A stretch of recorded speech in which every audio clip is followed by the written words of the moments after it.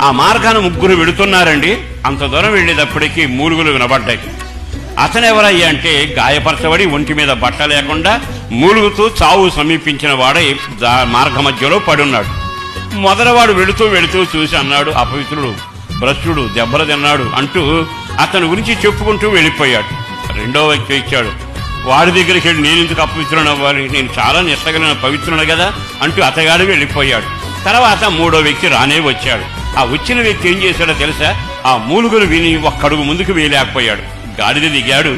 నెమ్మదిగా అతగాడి దగ్గరకు వెళ్ళాడు.